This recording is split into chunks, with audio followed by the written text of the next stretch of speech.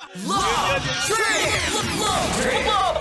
Love Trip! Mula alas 3 hanggang alas 6 ng gabi. Oh yeah! Sa 90.7 Love Radio. Love Trip! Kasama ang inyong muy delisyosang ka-love team. Mara Tony!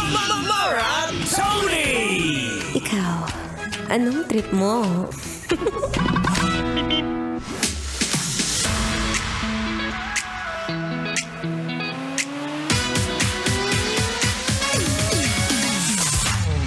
Okay, shout out sa mga nagbabagong buhay. Sa mga naniniwala na ngayong Valentine's Day hindi na magiging marupok. At sa naniniwala na pagdating sa pagkain kaya nang limitahan ang mga sinusubo. Anyway, nagbabalik po ang inyong kadaldalan na daldalerang atleta DJ Maratoni. At kanina nga ako nabanggit ko na since 2 days na lang Valentine's na, marami ang nag-iisip kung saan nga ba siya mapapa diba? Baka mamaya ngayon ka pa mag-propose, no? Biwang naman doon sa masyadong maraming tao. Alam mo, isa sa mga kwento ko lang, no? Isa sa mga maraming nagde-date na Valentine's sa talaga naman OA sa pagkaka-PDA doon sa may UPLB Feb Fair. Na hindi ko mawari, nagsusubuan ng shawarma, liit-liit na lang sinusubo pa. Tapos may isang mango graham, gusto mo, nagkakapalitan pa ng kamay. Ano, wedding?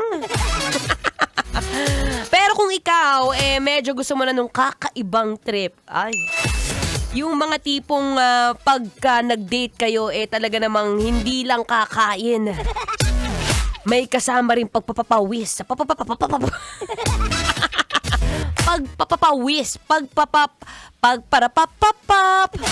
Pagpapawis yan. O, diba? Ngayon naman, ang option natin is, ang trip natin pala, rather, healthy date this Valentine's. Paano yon?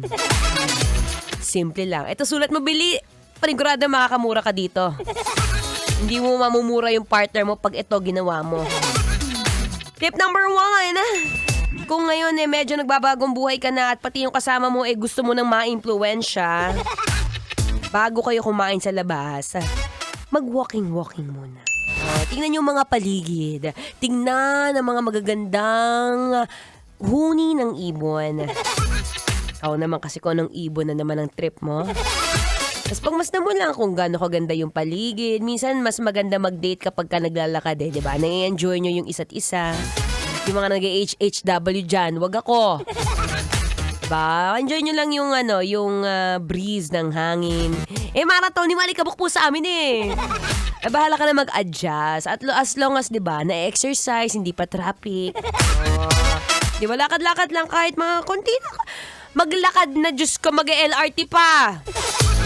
Diba, kahit pa paano, maliit na lakad lang. Yung mga tipong nakasave ka pa ng, anong tinatawag dun sa, sa CO2. Carbon dioxide. Tip number 2, bukod sa paglalakad, syempre, hanapin mo yung menu na may 5 set of meals. Doon tayo sa balancing meal, be. O kung nagtitipid, pwede naman. Pwede kang kumain ng shawarma na may pipino. Pero kung gusto mo rin naman ng date na talaga magiging memorable, minsan lang to di ba?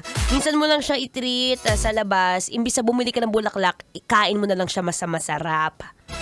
Diba? Minsan lang maghanap ng magandang restaurant na talaga namang masusulit niya. May karne, may gulay, may soup, may dessert. Ewan ko na lang kung hindi ka soup. Soup, bahala ka na. Tip number 3. Ito na. After kumain, saan pupunta? Papapawis kayo, no? Bago kayo magpapawis, mag-coffee muna. Ayan, coffee na black Para at least dun nyo na-enjoy yung conversation. Usap-usap muna. Minomotel mo agad. Ay, naku, nakakabitin. Mamaya, babalik ako Ano ka lang dyan. Stay put and relax.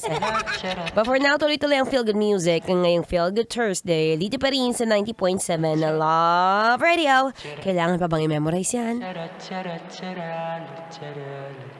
Basic.